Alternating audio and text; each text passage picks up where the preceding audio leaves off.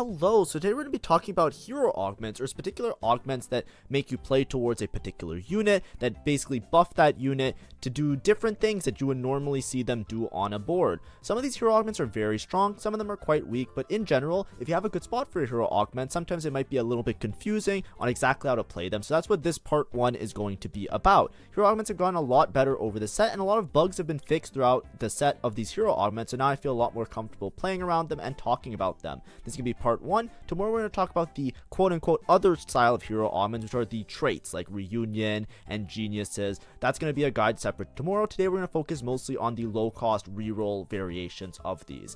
If you like my content, please make sure to like and subscribe and turn on notifs.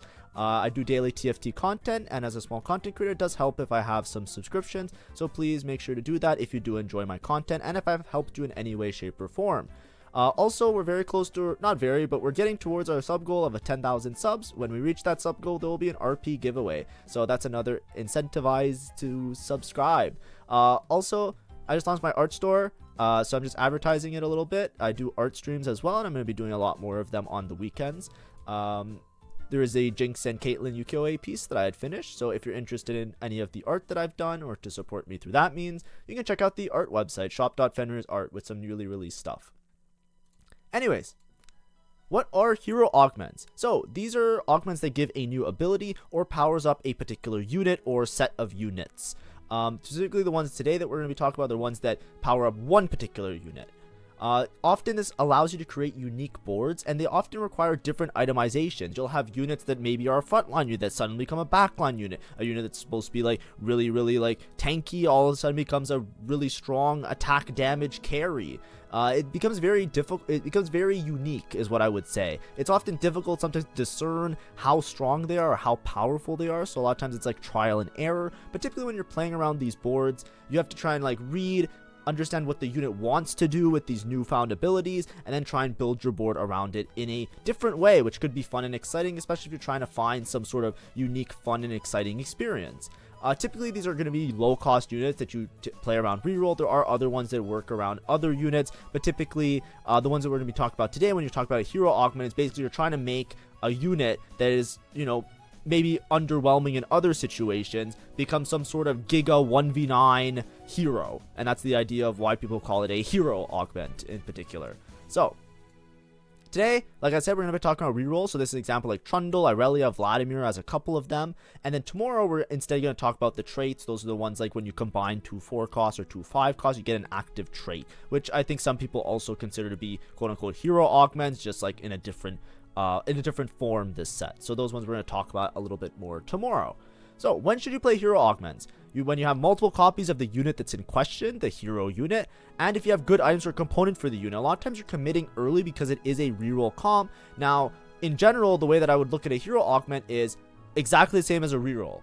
There's nothing special about hero augments. They're not overwhelmingly broken. None of them right now at least seem like they are so overwhelmingly instant click giga broken. They're very similar to reroll. If you play a reroll from a bad spot, like you don't have any copies of the unit starting the game and you don't have good items for the unit, you're not going to do well. And that's the same with hero augments. They're not going to bail you out magically because it's like some special augment. Instead, you're just going to be down an augment and down a bunch of units because you won't hit them and you won't play around them. So the same as like reroll, right? If you don't think you have a good reroll spot, or if other people aren't like committing towards a lot of rerolls, then you might not want to play around the hero augments because it will be a little bit awkward for you to hit everything.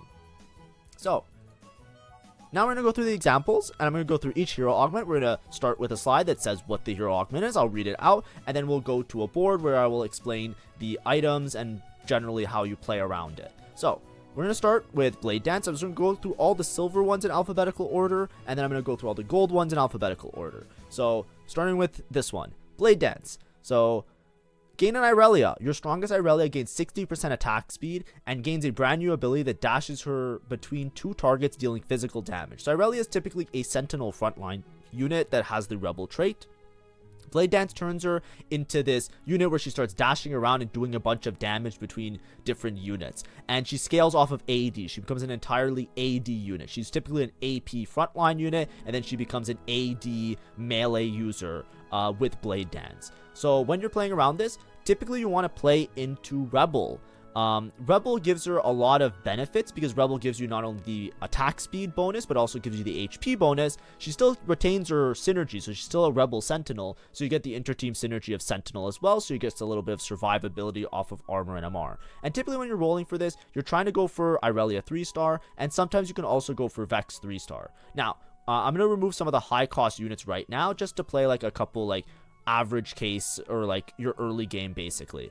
When you're playing around Irelia, what I like to build is one form of healing first. So either a Bloodthirster or a Hand of Justice. You want this Irelia to survive because she has to basically be 1v9ing. So you need some sort of Omnivamp on her if you're playing around this Irelia trait. When you're playing around her as well, she gets a lot of stats from playing around Vertical Rebel. She gets a lot of AD and AP, and you also get HP from Rebel. So if you're getting a lot of AP and a lot of AD, you want to convert that into some form of damage or some sort of amplification. You want to take some sort of amplification, to convert that into more damage. What I like to do is build her with full crit. So I try and prioritize making a Hand of Justice and an Infinity Edge. Hand of Justice and Infinity Edge synergize really well because they both use a glove component. So the Infinity Edge makes her alt crit, and then the Hodge gives her increased crit chance because it's made with a glove component. So this synergy works out really well. It gives her Omnivamp, gives her damage, and it makes her alt crit. Why is her alt critting really important? A lot of times when you're playing around Irelia with Blade Dance, the way that she dashes around, if you just shove in some random units, is she kind of like attacks and then she zips back and forth between units. Based on how many are alive and based on distance, right? So a lot of times with Irelia, what you're trying to do is place her on a similar side to a backline carry, and she can snipe the backline very easily. This hero augment is quite good. It's a little bit hard to cap out with, which we'll talk about later, but you basically just want her to live, drain tank as much as possible, and then you want her to cast her ult and then convert that into a massive crit on the backline. So that's typically how you play around her. I think that her critting the backline is essential to the success of this augment, basically. So she's very like cheesy in that sense. That's why when I see Irelia hero, I don't want to play deep into Sentinel. I think it's much better to play deep into Rebel, just juice her stats to the max, and then just have her explosive damage, eliminating units on the board. As soon as you start eliminating units, it also synergizes really well with other Rebel units like Zoe. Zoe's good at like sniping backline and hitting random units, and Vex also has like a little bit of an AoE effect. So a lot of times if you can roll for Irelia, you can roll for Irelia 3 and Vex 3, but Vex 3 is really not that important. So if you need to keep your econ up, just get the Irelia 3 and get out. In your mid game, playing around 5 Rebel is the best thing you can do. 5 Rebel is quite strong. Even though Rebel itself, a lot of times you might look at it and think that's not that great. 5 Rebel is quite strong. Now, max cap of your board is obviously to get to 7 Rebel. 7 Rebel is very hard to get to because, not even talk about Jinx. Like, let's pretend we don't even care about Jinx right now. Just playing around your other Rebel units, it's very hard because you need to find Alawi, which is often quite contested. She's one of the better frontline units, and she's one of the more contested 4-cost units if you're thinking about frontline units. And Zoe, which now is very common in Sorcerer boards. Sorcerer is a very common trait that you're playing around. Whenever you're playing a reroll comp, however, you're rolling at a lower level. So you're rolling for this Irelia before you can play around the Alawi and the Zoe. So a lot of other people are going to have their first pick at if they're playing Sentinels or if they're playing Sorcerers. So this comp, it does cap very high, but it's very hard to get to a point of stabilization, especially late game, if you're contested on something that's not even related to you, which is Sorks. It makes it very awkward. Now, I think that it's beneficial to play 7 Rebel. I've seen some people try and play with Ezreal rerolling as well. I don't think it's that good, me personally, but it is another option. But typically the board that you're trying to end up with is something that looks like this, where you get into 7 Rebel, 2 Sentinel, very commonly like how you normally see it, and then you play like a normal Rebel board around this. So a lot of times you're going to cap out around like, you know, Echo with a Rumble. Irelia, you don't want her to get bursted down too much. So a lot of times once you have upgraded units, you can kind of put them in the front line, and then you just play this as a normal Rebel board. I have lots of videos that talk about Rebel. So it works out really nicely if you can hit the full Rebel board. It's like the Rebel board with an extra juice of damage, which is the Irelia. So it's actually quite strong. I have on my channel, I'll pull it up just in case. Let's go here. I didn't open it already. My apologies. But I did do a Blade Dance video already if you want to see me play it and how strong it looks in the game. Blade Dance Irelia. So you can check out this VOD if you really want to see it, just to advertise my own channel that I played it already. So this one I actually vetted. I think it's really strong, but like I said, you usually cap out around Rebel. Your extra items, if you have AP items, you can itemize towards Zoe. If you are so lucky that you have more AD items, then you can itemize towards the Jinx as you would a normal Rebel board. And then positioning, like I said, you want the Irelia to try and snipe the back line, and then in conjunction with Jinx and Zoe, late game you're going to be able to like cheese and kill a lot of backline units to eliminate damage dealers. Now, next one.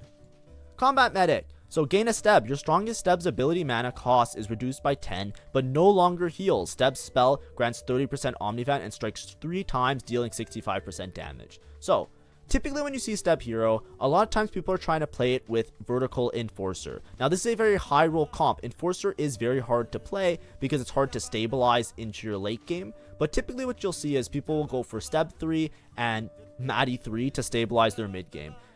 Typically your max cap is usually going to be playing around 6 Enforcer. So typically you're going to have a Steb 3 that just becomes a damage deal that holds AP items, and all of your AD items can go towards Maddie, Caitlyn, or Vi. So it actually synergizes really well with the Enforcer board. When you're trying to play the max cap Enforcer board, you play it similar to how you would play other Enforcer boards. You would just play extra 5 cost to give you 5 cost synergies. You can also play more into like, you know, extra frontline, like playing Bruiser or playing Sentinel. But a lot of times you just play Bruiser, so it's often Elise, and then some other Sentinel unit to synergize with your Enforcer trait. So it plays very similar to an Enforcer board. In terms of items, this Steb kind of just doesn't die ever. He kind of just lives forever. So because he lives forever, a lot of times what I like to prioritize is Archangels on him. He scales off AP really well, and he becomes like a damage dealer instead of just a tank healer. But because of how hard he is to kill, especially in Vertical Enforcer where you get a bunch of extra HP shield at the start, a lot of times you just want him to like get to a point where he's casting his ultimate, he does an insane amount of damage, he starts one-shotting units. So it's very stall heavy. Especially with the Enforcer procs, then he starts to pop off, especially if you're playing around 6 Enforcer. Jewel Gauntlet and Hodge just have good synergies. You get the ult to crit as well as AP, and then Jewel Gauntlet gives you the Omnivamp. You can also replace Jewel Gauntlet with another Omnivamp item. A lot of times with these hero augments, you'll see a similar trend of I usually say put Omnivamp on the unit. A lot of the time you're putting Omnivamp on the unit is because you just want them to live, right? The last thing you want is this Steb to just die out of nowhere. So as tanky as he is, you want him to kind of like get to a point of 1v9ing. Especially like to clutch up some late game rounds if other units on your board die. So if you don't have Hodge, Bloodthirster is equal or maybe better, I'm not sure. I like Hodge a little bit more just because of the way the itemizations work out. This board also has another variation, which Enforcer is really high roll. So like if you're rolling really deep for Steb, it's kind of hard to reach this version where you get to like a Caitlyn and you get to a Vi and your board is actually stable. What you can do instead is you can just play around Maddie 3 with Steb reroll, which is something that I've done a lot before, and basically just delay playing around Enforcers, and instead you just play Vertical Bruiser. This is a lot more stable and a lot more consistent, I would say. If you look like you're not, like, if it looks like you're falling behind a little bit and you're not necessarily, like, you know, capping out very high, like, you know, you don't have the gold to level up, to find your 5 costs, and to play around 6 Enforcer, because 6 Enforcer is very hard to play. I talk about Enforcers all the time as being something that's, like, you know, you have to be a lot of tempo, you have to have a lot of gold, you have to be really far ahead. If you're already behind and you're rolling and you don't hit your Steb 3, a lot of times this is a good default to just place deep into the Bruiser trait. Basically what you're saying is, instead of, like, making more explosive burst damage like Enforcer has, I'm just gonna play full stall. I'm gonna make sure the Steb never dies by playing deep into the Bruiser trait, and the Steb's gonna be unkillable. And then in your backline, you can basically ramp up users with Gwinsus instead. So you can play around this Maddie instead of trying to push levels and play around the Enforcer comp and play like Vi and Caitlyn and those type of units. Instead, you can play around Maddie with some AD items. It actually synergizes really well because you can put a lot of sword and AD items on Zeri and Maddie, and then you can have the full scaling AP build with your Steb. So this actually works out really nicely. This is something that I would recommend for most players if you're a little bit like, you know, if you're weary about your position. I think the other version of the board is stronger and caps a little bit higher, but it's much more dependent on 5 cost, which is hard to hit if you're rolling at a low level. So this is a version of a board that fits out really nicely. Also, if you're playing around this Bruiser board and you realize that you don't have enough damage, This Steb is so hard to kill, you can often put Elise in the back line and have Elise do some additional damage, and then you can cap out around like Form Swapper to get some extra damage amp if you really need to. Additionally, you can cap out around 4 Enforcer instead of 6 Enforcer, and you can also cap out around 6 Enforcer later in the game by dropping some of the bruisers. So for example, like you can just replace this with a Caitlyn, and then later in the game, if you feel like you don't have enough damage, you can just play deeper into the Enforcer trade if you make it to level 9. And then you can go for like a larger scale pivot by dropping some of the low cost units. And then just playing, you know, here you have 2 empty spots, you can just play the extra Enforcer units. And done. And now you get to the same board, except you had a little bit less of a rocky path getting there, and you're a little bit more stable in your mid game. Additionally, when you're rolling this, especially early on, it benefits you to buy multiple copies of the same cost unit, because it makes it easier to hit the units because you're thinning out the pool. You're buying 1 cost, there's a shared pool of 1 cost, so the more 1 costs that are bought, the easier it is for you to hit your board. So often in this situation, you often can easily hit like a Trundle 3 as well. So you go for Trundle 3, Steb 3, and Maddie 3, and then you can just play deep into the bruiser line, and then after you can cap out your board however you so choose, which works out really nicely. So that's Steb. I think Steb's really strong. So far, Irelia is really strong, but you have to have a good spot for it, obviously, because it's hard to cap out your board. I think Steb is really strong, but you have to have a good spot for it as well, because you want to play around the high-cost units in the form of Enforcers. So a lot of these, there's going to be a very similar trend of you kind of want to just hit the 1-cost unit as fast as possible, and then have your goal to push levels. You never want to be stuck at a low level rolling for the 1-cost unit, and that's what makes the hero augments a little bit bait sometimes, because if you don't hit this Steb or this Irelia early, there's no way you're going to find these 4 costs and these 5 costs to cap out your board, and then a lot of times you just lose the game for free. Both of these boards as well, Irelia and Steb, benefit a lot from their respective emblems. So for example, if you're playing around Irelia reroll, for example, having a Rebel emblem is very strong, because it allows you to hit 7 Rebel a lot earlier, because you don't have to rely on finding Jinx, Alawi, and Zoe, or any set of them. You can actually play around the low cost units and stabilize a lot earlier around 7 Rebel. The same is the case with Steb if you have an Enforcer emblem. Enforcer emblem helps you to reach that 6 Enforcer threshold and then eventually cap out very high around 8 Enforcer for your late game. So please be wary and be aware that the emblems with some of these hero augments are extremely strong. Probably better than any other combat, just because of how much it stabilizes you and how consistent it will be. Next one, Mad Chemist. So this is a Singed hero augment. Now Singed is a bit weird. I don't think this one is that strong. I'm going to say it very, very clearly. I think this one, out of all of the 1-cost hero augments, I think this one is the weakest. So far, we've been talking about them. Irelia, kind of need to high roll. You want to play around the higher cost units. Steb, kind of want to high roll, play around the higher cost units. Singed, I think is just ass. I don't think... listen, Singed enjoyers, I'm sorry. This one is just annoying, I would say. This one is very strong early game and very strong mid game, but almost always it dies so easily late game. It is so hard to cap out this board late game unless you are giga high rolling. I think that this comp is deceptively strong, because if lobbies, especially if you're like in an elo where people aren't punishing your board as strongly, maybe your opinion of it is very different from mine, but it is very easy to just go bot 4 with this one. So please be warned. I don't believe in this one. I almost never click it. Now, the way that you normally play around this is, let's go through reading it. So, gain a Singe. Your strongest Singe cannot attack, but constantly runs, leaving a poison trail, dealing magic damage over time. His ability will always target himself instead and grants 30% Omnivamp and move speed. So basically just runs around, gains a bunch of Omnivamp, and is ridiculously annoying. It actually got buffed this recent patch, but I still don't think it's that great. But basically, he just runs around. He runs around, and it's so annoying because other units struggle to target him. He de-aggros. It's just like a nuisance, and he spreads the gas everywhere. I'm sure it's like the same as if you're playing Singed in League of Legends. I never played him in League of Legends, but it just looks cringe, and this augment also seems cringe. But typically what you want is just want him to survive as long as possible. You're trying to stall out the fight as long as possible, because the longer this stalls out, a lot of times you put Omnivamp on him and Archangels. I think Archangels are one of the most important things on him, and Bloodthirster is also important. You want him to live and have the health shield from Bloodthirster so he doesn't just die randomly. And then you also want the Archangels to scale over time. If you're trying to scale over time and trying to make this work as long as possible, then you want to play deep into the Sentinel trait here. So what you do is you typically play something like this, where you're playing 6 Sentinel, and 6 Sentinel leans itself really heavily into Academy. This used to be a little bit better when there was Academy units, but typically what you're going to play is just like your typical Academy board with it.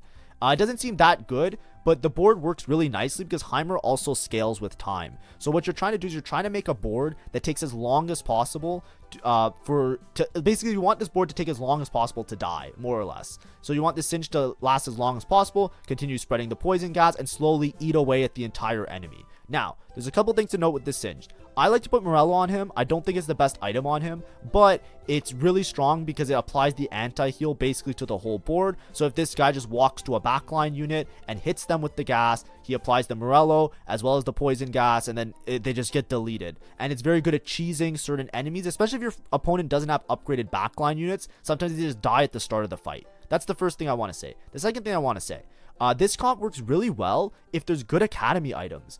The only time I've ever seen this comp be a substantial threat in my lobbies, like Master Lobby. I don't know how it is in other levels. I don't know how it is in Grandmaster Challenge. I don't know how it is in anything else. But this pops off if the Academy items are anything that you could put on Singed. I've seen somebody have Archangels as an Academy item. It helps with the item economy. They had the Singed a lot earlier, or with 3 items a lot earlier, because they didn't have to put items, and then they could put double scaling because you get the damage amp as well as like the extra Academy item being Archangels. So like that worked out really well. I'm not sure how it works out if the Academy item is Bloodthirster, but if it's an item that you can put on Singed, a lot of times it's like these ones, and then sometimes people will put like a dual gauntlet for more AP, but typically you want Archangels, Bloodthirster +1. I like Morello, but you know, of course, to each their own. But if the Academy item is one of the items here, it actually synergizes and works out really well, and I think that's a good spot to play it. Additionally, so I'm going to show you like a full board here. I don't know the exact workings of this because I have not played this properly. I think I played it once in PBE, and I just never touched it because it looked like it was bugged, and I didn't think it was very strong, and I still don't think it's very strong. So I avoid this very often. But just to say, let's say their opponent has an enemy carry. This Singe kind of walks like a DVD player icon. You know, like the meme with the DVD player that's bouncing around the screen and is trying to hit the corners? You know what I'm talking about? Or am I too old? Do you guys know what a DVD player is these days? Surely one of you, right? Surely. But anyways, the idea is that usually when I see Singed, I see him starting. I think if you start him, I don't know which square it is, but I think it's 3rd row, one of these 3 hexes, he always walks towards the enemy carry. I think it's the opposite side of middle. So if this is the middle hex, if you put him on opposite side, I believe he initially starts his walk by directly going to the opposite corner, like this. Or he goes like this, basically, right? So what you want to do is you always want to position this Singe. You don't need him in the front row because he just walks around. He runs through enemies, so he doesn't get like body blocked or anything. So typically what you do is you put him, I think, right here. If their opponent is here, and if the opponent is here, you put him right here. And basically, he immediately just walks towards the backline. The reason that's important is that you want him to start applying the poison damage on the enemy carry ASAP. As soon as you apply the damage on the enemy carry, they start ticking down, and that's like your win condition, is just killing the backline before the front line. So you're trying to spread this damage and kill the, you know, hopefully safe or less reachable units by having the Singe run up to them with his ability that he walks around. Additionally, another really good item on him, I don't want to talk too much about Ornn artifacts with hero augments because they're kind of like whatever, but I think Mittens is really good on him. He just runs around so fast. I saw this once and it was really hard to deal with because nobody was able to target him. This gives him a bunch of movement speed of walking, so like Mittens with this setup is also really good, I would say. But anyways, I wouldn't play this unless I have a really good spot for it. Academy Heimer kind of fell off because a lot of like the newer comps have very explosive damage. So you really want to capitalize on winning the mid-game rounds where the Singed is going to be hard to deal with. Because late game, a lot of times, you just don't cap very high. Especially like if you're trying to find a Jace 2, it's hard because you spent so much gold rolling for Singed. It's not that great. And I think the stats also support that. I think it's one of the worst performing hero augments if you try and like filter by items and stuff, right? Which you can kind of do like a little bit. Like if you put like Archangel Singed or Bloodthirster Archangel Singed, you'll see it averages like a 5. Right, is not the greatest way of checking, but it's like, you know, roughly speaking, it's not that strong. Trolling. Now, we talked about Singe. Trolling is what I would say the strongest hero augment. I have always seen, I think out of all of the hero augments, or all of these one-cost hero augments, I think trolling is the strongest. It is exceptionally strong. It is so hard to deal with this. Now, you gain a Trundle, your strongest Trundle's ability no longer heals, but grants him 140% attack speed for 5 seconds and permanently grants him 1.5 attack damage. So this augment scales, which makes it very strong.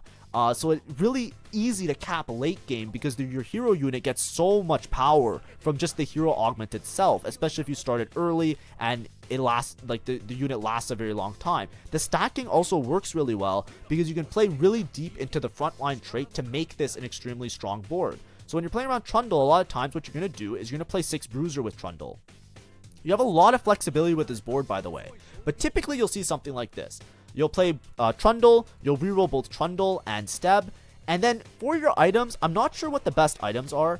I like this build where you build Titans. Titans works out really nicely because he's Bruiser, so it gives him armor as well as some stats. And then double Omnivamp because he's going to scale his AD over time. So basically what you want is just this guy to live as long as possible and just 1v9 everybody.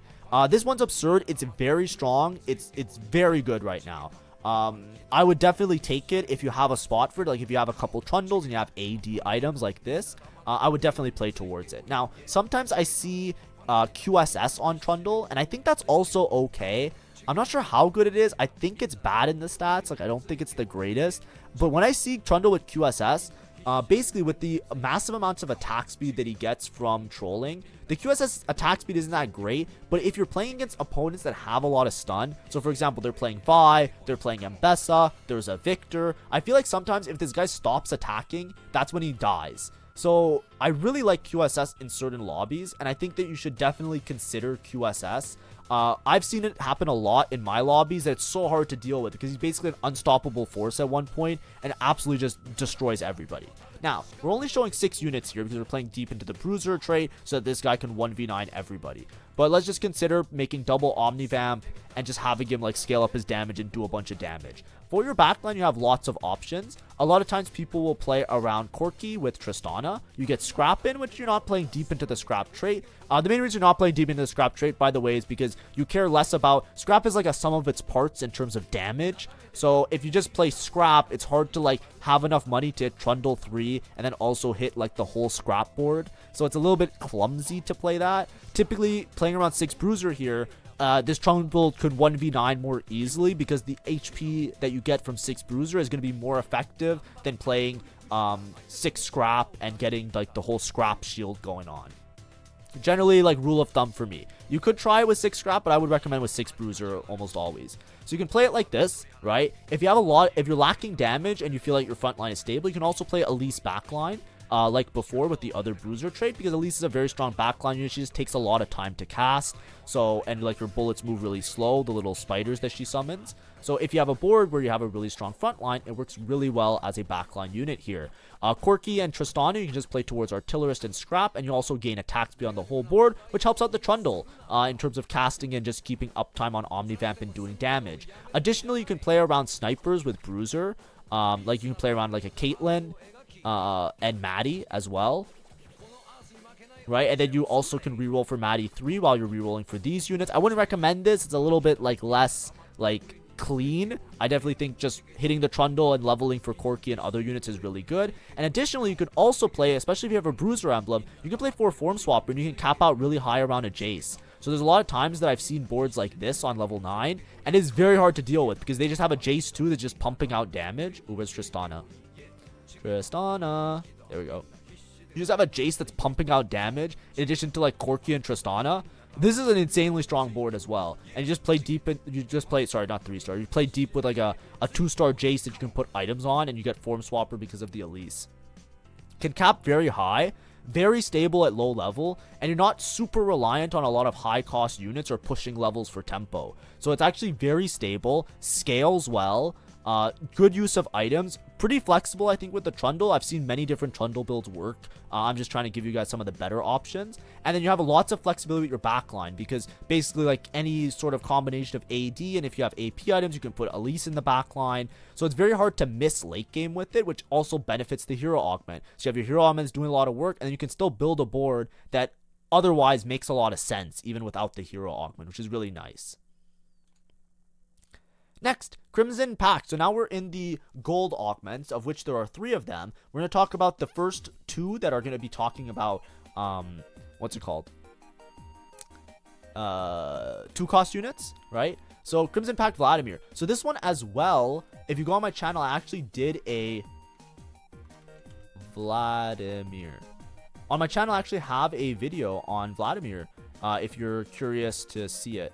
Oh, it doesn't come up. It should come up. Oh, thank you for the follow if you guys heard that. Somebody followed me offline. I do have a video like this Blade Dance one where I did Vladimir Hero Augment if you do want to see it. So this one I do have first-hand experience, and I give like a detailed walkthrough through it. Now, Crimson Pact, let's read it. Gain of Vladimir, your strongest Vladimir gains +3 range and gains 5 bonus mana each attack. His ability no longer heals but grants 10% damage amp and deals 80% bonus damage and spreads additional damage to the nearest enemy. Basically, this is a long-winded way of saying that this unit becomes a backline unit. Now, the typical build that I go for when I'm playing the Vlad Hero Augment, there's going to be 2 of these. One of them is going to be really strong and one of them is going to be kind of average. This is the kind of average one, but this is the one I usually go for. I put Vladimir backline, and I roll for Vander 3 frontline, and I play 6 Watcher. Why?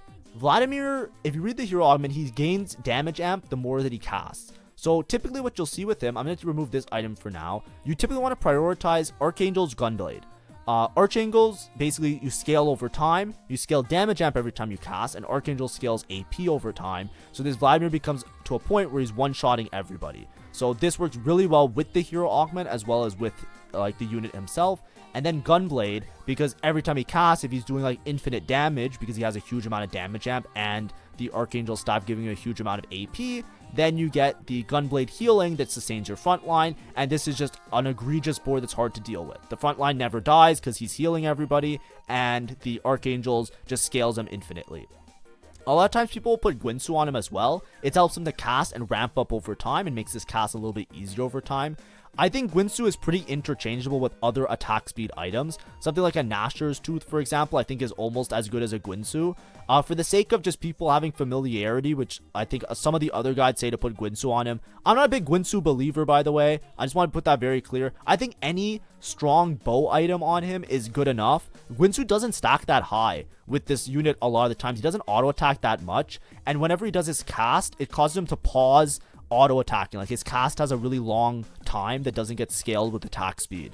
So the Gwinsu never stacks that high. It only ever reaches like 20 or 30 stacks in any given fight, even if the fight lasts forever. So I don't think Gwinsu is the most effective use of the components, but it is something that you can build if you want to do it. And a lot of, like, you know, especially beginner players, you guys love Gwinsus because it shows the number going up and it makes you feel like the unit's working really hard. But typically what I'll do is I'll play this with 6 Watcher, and then I will start to play additional Black Rose units for extra damage. So a lot of times I'll just play deeper into the Black Rose trait. You get the extra Scion for the stun, and I'll play Elise backline and LeBlanc backline to do some extra damage and play into Black Rose. If you get to 4 Black Rose as well, you also get the extra damage from 4 Black Rose. Now, this isn't the highest cap version of this board, but it is a very reliable and consistent version of the board because you're playing around 6 Watcher frontline that helps to stall out for this Vladimir to do damage. What is the better version of this board? Well, the better version of this board is to play around emissaries. So Vladimir fits in really nicely with an emissary Sorc board, especially if you have a sorcerer emblem. So what you typically will see is something like this, where you play not 6 Watcher, excuse me. I'm just going to remove some of these units, clean up the space a little bit. Where's Swain? Swain! Come home, Swain. Okay, Swain. Like this, right? This is like emissary sorcerer board. And then typically you cap out this board with 4 emissary. You play around Garen frontline. You play Form Swapper. And if you find a LeBlanc, eventually you play around the emissaries. And then this is emissary Sorcs. It's a very common board where typically Vladimir is one of the frontline units. But here what we're doing is we're just compensating for that by putting Swain as one of the frontline units. This works out really strong. This is the highest cap version of the board because Emissary Sorcs is one of the strongest boards in the game right now. And Emissary Sorcs, you could cap out around 6 Sorcs. If you're not capping around on 6 Sorcs, a lot of times it's because you have an emblem and then you can fit in 6 Sorcs that way.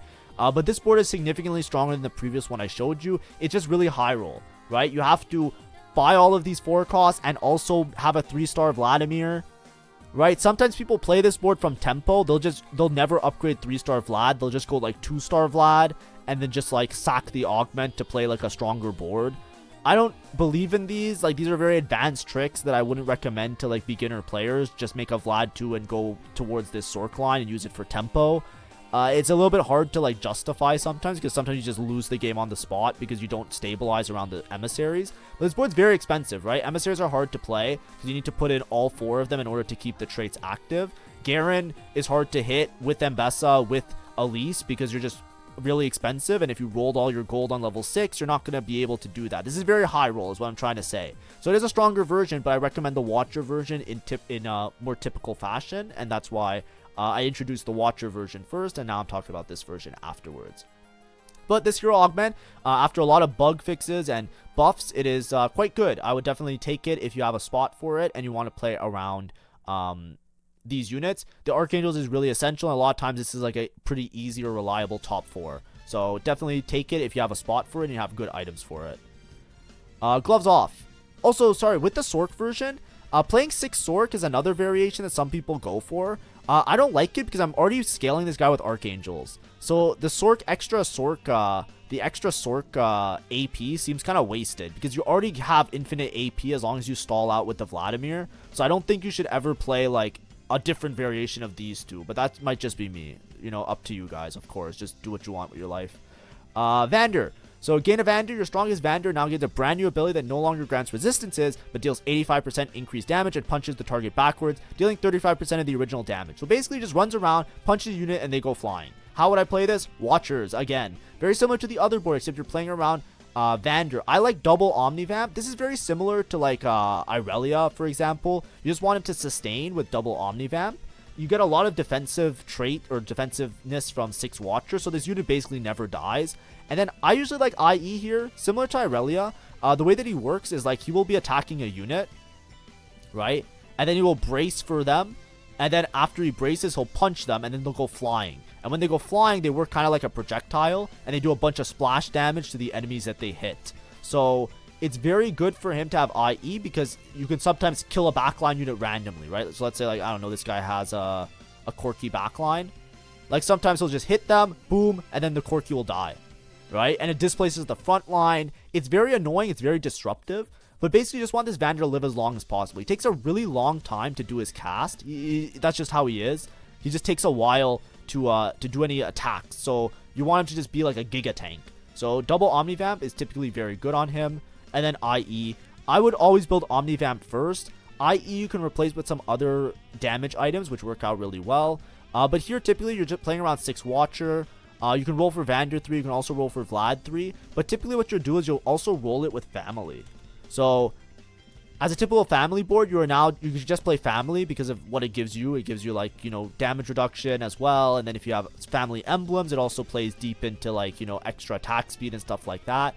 But typically I'll just try and play this as a variation of a family board. Typically with family boards, you play deeper into the Pit Fighter trait. But instead of playing deep into Pit Fighter, here I just play deep into Watcher. And I have an extra stun bot in the form of this Vi. And then I have this extra unit here that can do some damage. And then late game, because your Vander is stalling really long, you can put in other units that take time, something like a Jinx or any 5 cost really that you can kind of play around. But typically I like to play around 4 Watcher with this board, and I think the Vander kind of 1v9s everybody. This is like a true 1v9 unit. This Vander is just unkillable. Even without the hero augment, he's unkillable. With the hero augment, he's just unkillable and does a lot of damage. Last one, guys. Last one. Brutal Revenge. Gain 2 Rennies. Your strongest Rennie's ability costs 10 less. Your strongest Rennie's ability costs 10 less mana and causes her to lunge towards the furthest enemy within 2 hexes, dealing 110 damage to the target and reduce damage to enemies in her path. So, with Renni, once again, we have a bruiser setup. We typically play this with bruisers. You can go for 3-star Nunu and 3-star Renni. And then a lot of times, if you're lacking damage, you can put Elise in the backline. When you're playing this, you're pretty flexible with your backline, similar to the other bruiser boards that I was talking about. But a lot of times with this one, because you're rolling for a 3-cost unit, you can typically stay at a level 7, and you can just roll for Gangplank 3. It works out really well because you get the form swapper activated, and then later on, you can just cap out around 4 form swapper, right? You can cap out around having a Swain backline and a, what's his name? Jace. and you have an insane amount of damage while also having an insane amount of frontline. But of course, the backline is very flexible. I don't think there's one particular one that's much better. When you're playing around Renni, she's also Chem Baron, so you can play Chem Baron early in the game to try and get the Renni 3 cash out, or to try and get like a some of the early Chem Baron cash outs give you like duplicators, so you can use those to help you hit your Renni 3 a lot of the time. This hero augment is only offered on 3-2, by the way. All of the other ones are usually offered on 2-1, so they're very committable. So this is one where it's like if you already have Rennies on your board and you have melee items, you can pivot into it pretty easily, and it's quite strong. I think this is one of the stronger hero augments. It's just hard to play because it's very rare that you get it offered while also having a spot where you can actually play around it, because it's not something you're typically deciding to play Renni reroll outside of this hero augment. With it, you want frontline tankiness as well as large AD items. So I like Bloodthirster, Sterix, and Titans. Additionally, like I've changed these items around a little bit. Like sometimes without Sterix, I'll put like another damage item on her, like something like an IE or something like that. But I think this is a general tanky, strong AD build. The way that she works is she jumps the backline units and she also retains her stun. So this is a very strong hero augment because a lot of times you can just instantly kill units or like disrupt their units so much. Like she'll be attacking, then she'll dive to the back line, and then she'll stun them and kill them, and then she'll run around and kill everybody. She is very strong.